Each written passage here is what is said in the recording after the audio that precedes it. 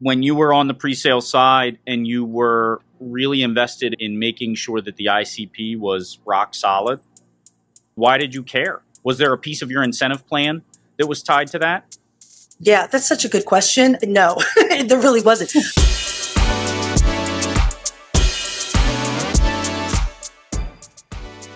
Let's do it. All right. What's up, lifers, and welcome to the Daily Stand-Up with Lifetime Value, where we're giving you fresh new customer success ideas every single day. I got my man JP here. JP, do you want to say hi? Giddy up. And I got my man Rob here. Rob, do you want to say hi? They're welcoming lifers. I guess that's welcome. My goodness. Welcome. He's reading Dutch. off of Google. All He's right, learning we're off Dutch, to a man. good I like start. it. I'm trying. Off to a good start. I thought that was him being spacey. And we have Cinthia here. Cinthia, will you say hi, please? Hey, everybody. Greetings from New York City. New York City. And I am your host. My name is Dylan Young. Cinthia, thank you so much for being here. Can you please introduce yourself? Yeah, of course, of course. Cinthia Silva, a little about me. I've spent my career in client-facing roles in finance, the event space, and tech. In my pivot to tech, I've worked at companies like IHS Markit, Refinitiv, and I made my official pivot to customer success in my most recent role for NASDAQ Trade Surveillance. I'm a big believer in communities, which is why I'm active in communities such as Exchange, CS Middle East, and Latinos in Success. Oh my gosh, all the big ones. All three of which the founders are friends of the show. So Jan, I'm not Muhammad, surprised. and Priscilla. So I'm glad to add you to the mix. So Cinthia, fantastic to have you here. You know what we do here? We ask every single guest one question and one question only. And that is, what is on your mind when it comes to customer success? So can you tell us what that is? Yeah, something I'm thinking about a lot lately, and I don't think I'm alone. I think this is a topic that's been being debated a lot right now. But I'm convinced that customer success managers and account management are going to eventually morph and become one going down the line. And I think it's happening now. And essentially, the reason I feel this way is because there's an overlap in both roles. We know that there's this taking care of the customers, and there may or may not be commercials involved. But I think that's a huge disconnect in terms of how the customer experiences once they sign on the dotted line on the contract and how those handoffs happen and then what their experience is like post-sale. I think it's going to be a way to easily streamline that experience for them. I always struggle with this because I have always sort of used them interchangeably, account management and customer success. So for anybody else who has the same feeble mind as I do, how do you define the difference between them historically, traditionally, and how do you think that's going to change?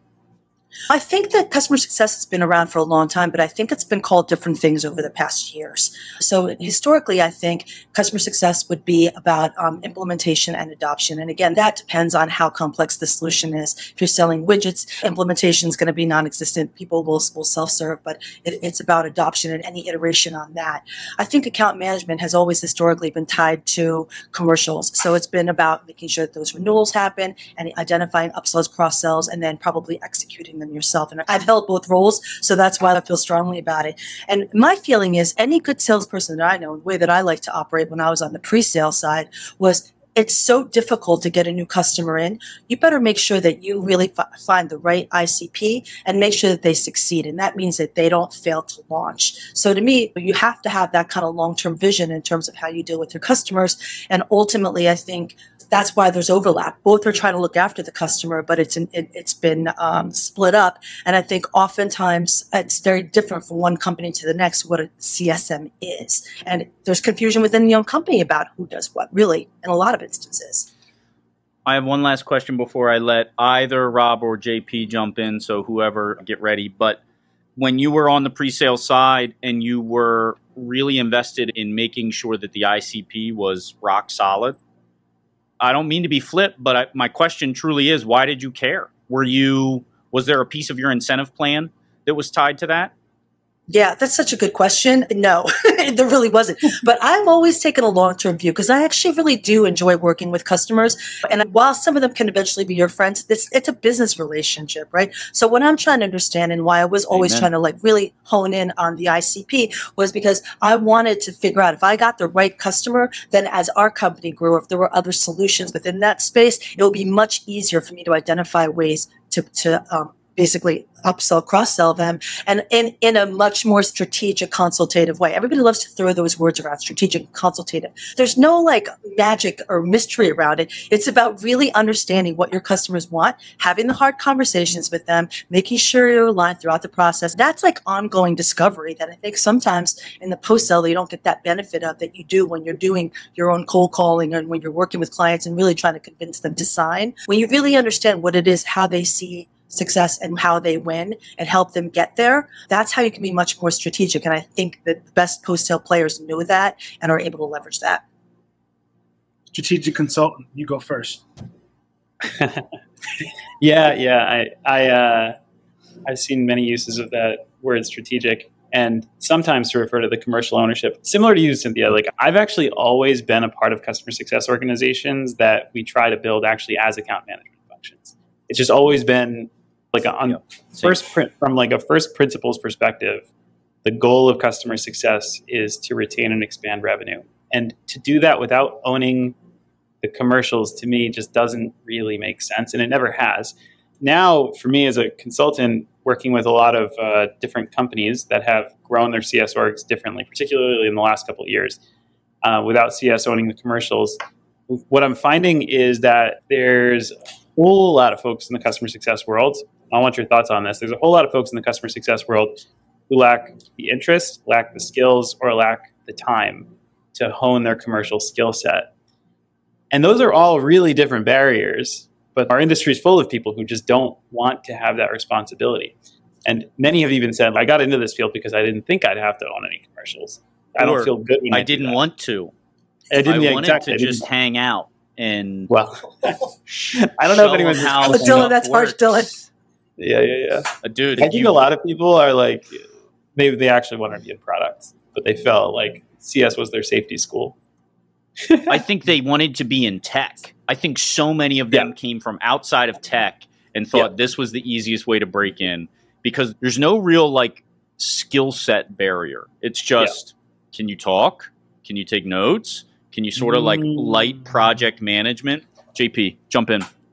Yeah, I'm glad that's perfect. Yeah, in comes JP, because that's exactly when I was like trying to get into customer success. Like I knew I had this passion for tech, and I had this customer facing background, a lot of skills there. And so I found customer success by accident. I said, oh, I could work in tech and I could work in this function. And I saw that there was some definition to customers later on. I would really learn what was going on. But I would see, okay, I saw it as a passport function. I still see customer success as a passport function, where if I really love it, I can stay here. If not, I get to work with so many different teams, really get to see how things are done. And so for me, I think that I haven't had huge barriers around what I've been asked to do at this point in my career. I think as long as they're not asking me to sweep the floor or something, right? Then I'm like, okay, what is it that I'm doing? So whenever they're talking about expansions or upsells or whatever, even if I'm not in sales, a lot of times I'm thinking like, all right, great. How can I go and learn this skill set and apply it? And if I fail, if it doesn't really work out for me, then I can know why. And I can continue to refine myself and really figure out where I best function. And so I think that line between like account managers, customer success, I'm just like, hey, you hired me. Is the pay still good? Am I still able to do the job? Okay, great. Now I'm just learning, and it's like an iterative process where, I'm just trying to acquire different skills, really up my business acumen, I think, overall. And that's actually one of the biggest values I see about working in customer success. Some of that vagueness to me is actually an asset, right? It sort of allows me, again, to move around a bit. Just no one can say, why are you talking to marketing? It's like, why wouldn't I talk to marketing? Why wouldn't I talk to product? Why wouldn't I talk to accounts receivable? So I think that I see some value, and I'm not afraid of the smush. Actually, I'd like to jump in on this because I think when you talk about the vagueness, that's tricky because the problem is the C-suite often doesn't understand what customer success is.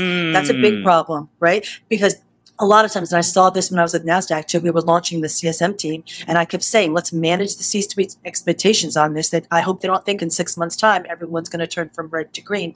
And that's exactly what happened. They really thought that was going to happen no matter how much we warned them.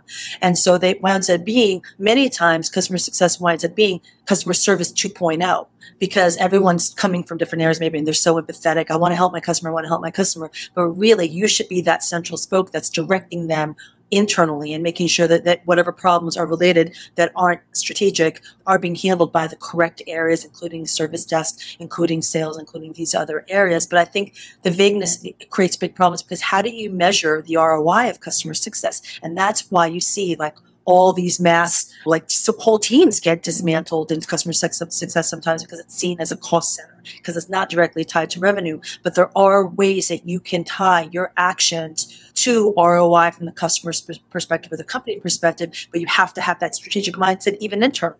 But I love everybody else's take on that. And that's why we need good CS leadership, because I can't control that. Mm-hmm. Right. Yep. Beat that drum until it don't even make a noise anymore. Cinthia, that is our time, but thank you so much for joining us. I love this topic, and I love your take on it, coming from pre-sales over to the post-sales side. You've seen both sides. You've got a little bit of experience in those falsely inflated expectations, something for everybody to look out for. I'd love to have you back in the future, but for now, we do have to say goodbye, Cinthia. Thanks, everybody. It's a great conversation. Have a great day, everybody. You've been listening to the Daily Stand-Up by Lifetime Value. Please note that the views expressed in these conversations are attributed only to those individuals on this recording and do not necessarily reflect the views and opinions of their respective employers.